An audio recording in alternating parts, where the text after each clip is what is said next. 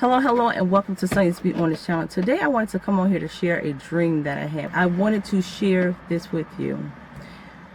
2 days ago, I had this dream. It was early in the morning. I began to dream while I was sleeping. And right before I was awakened by my oldest son that came in the room, this is what I dreamed. I had my grandbaby, and at first I thought we was on a plane, but apparently we was in a mall somewhere, and we was walking through the mall. She told me she had to go to the bathroom, and I was thinking to myself, and I was like, Dad, she got to go to the bathroom, but she kept saying she had to potty number 2, and I was like, can you do it on yourself? Do it on yourself? And she said, no, Nene, I gotta do number 2. No, I'm gonna tell you exactly what she said. She said, no, Nene, I got a boo-boo. I said, no. I said, can you do it on yourself? She said, no, I got a boo-boo pot. So I said, okay, come on, let me take you to the potty. So as we're walking down this hallway, I could see like McDonald's outside and see some other buildings. So therefore, we were on solid ground. We were not in the air on a plane. So I'm holding her, trying to make her, try to make it to a restroom, the closest restroom to take her to. And in walking, I'm looking out the window, and I finally arrive at this restroom. But how it was set up, to me, it looked like it was like in a grocery store or somewhere that dealt with a lot of water. Because when we got to the restroom, you know how you have like this long, you have a door, and then you have this long hallway. You got to go down, and maybe a restroom here and another one next to it. So there was a little boy and his mom. He had to go to the restroom as well. So he was like, his mom said, well, go in there, go ahead and use the restroom. He said, no. Once we open that main door that would allow us into the area where the 2 restrooms were, the little boy said, no, I don't want to go in there, Mommy. I don't want to go. She said, boy, go in there and use the restroom. So I'm standing there listening to them. So I said, well, excuse me, we're going to go in the restroom. So as I'm holding my grandbaby, I opened the first door with my foot. When I looked in there, the restroom was just so dirty. When we get to the next one, that one was really dirty. So I turn around as I'm holding her, getting ready to come out. The family, the mother and the son, is still there debating about whether or not they're going to go in this restroom. So I looked at the little boy and I said, no, you don't want to go. You don't want to go in that restroom, because if you go in that restroom, your little thing gonna fall off and you ain't gonna be able to use it. It ain't gonna be no good. So we passed them, and I was telling my grandbaby, I said, well, look, Nene is gonna call, because that's what she called me, Nene. Nene gonna find another restroom for you to go to. So in passing them, when I look out the window, no lie, when I looked out the window, there was a spaceship. It wasn't a flying saucer. It wasn't a flat frisbee. None of that. I hadn't been watching television to look at horror movies, anything related to alien space movies. None of that. I looked out the window, and there was a spaceship. How it was made, it was like a canister. And I didn't bring the picture. I'm gonna see, can I draw it right quick? I'm gonna see, can I redraw it right quick? So I look out the window and I see this canister. To me, it looked like a little canister of some sort. It was made something like this.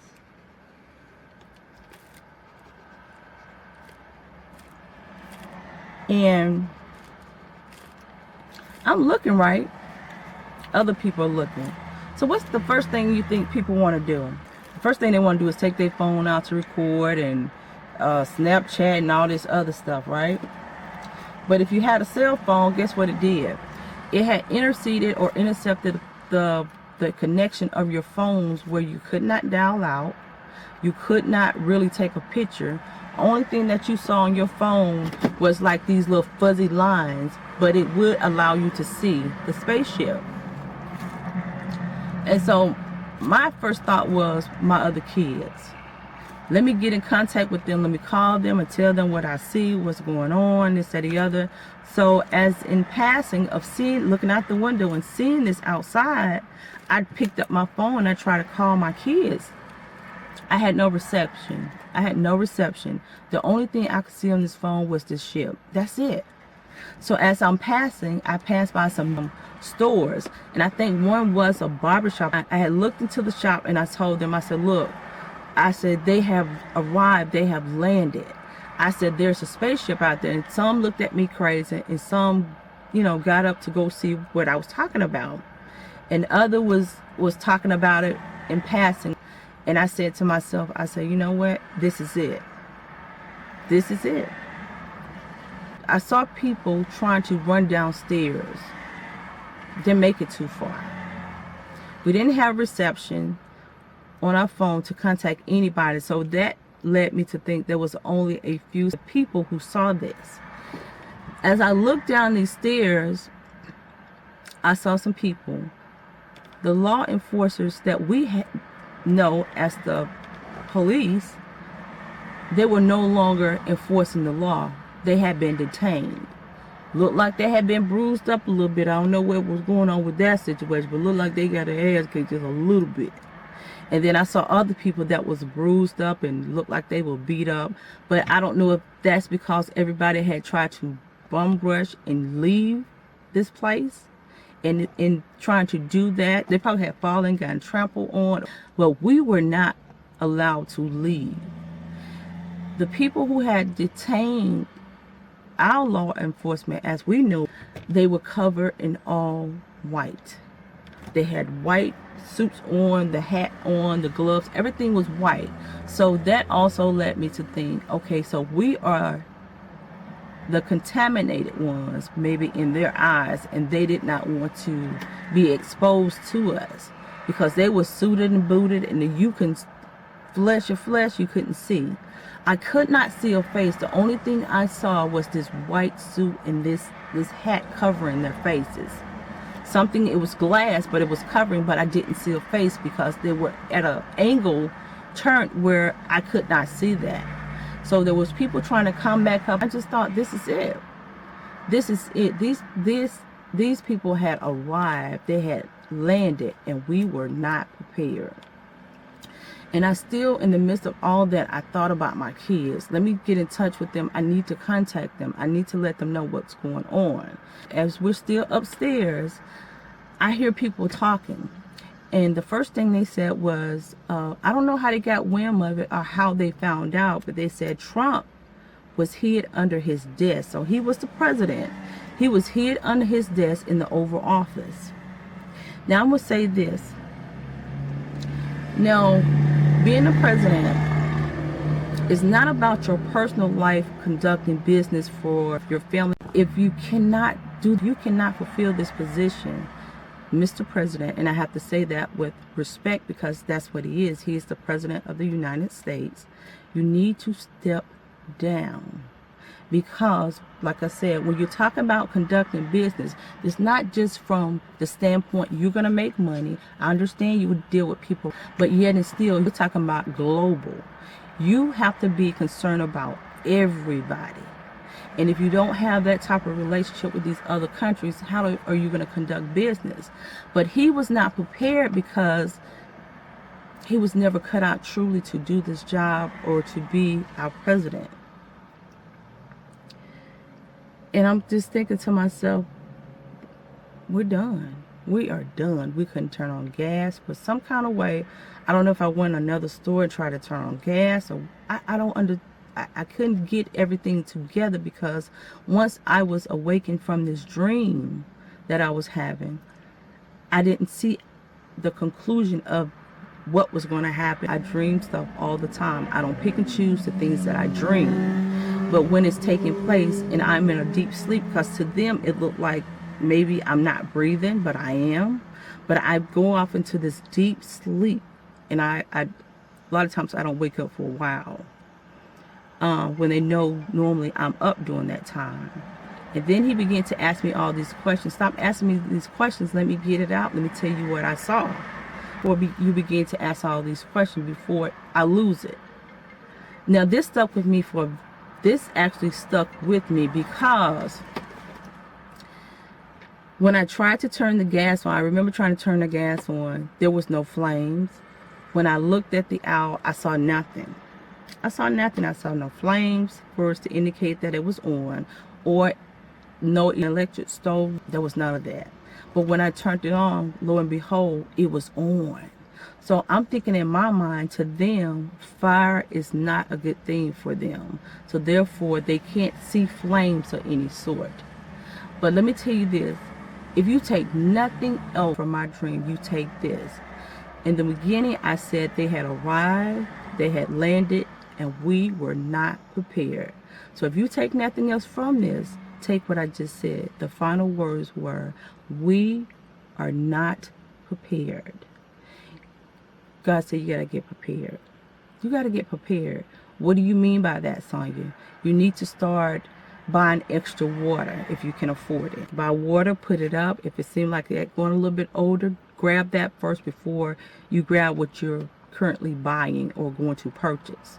Canned goods. Start stocking up on canned goods. The lifetime of a canned good is what, 2 or 3 years?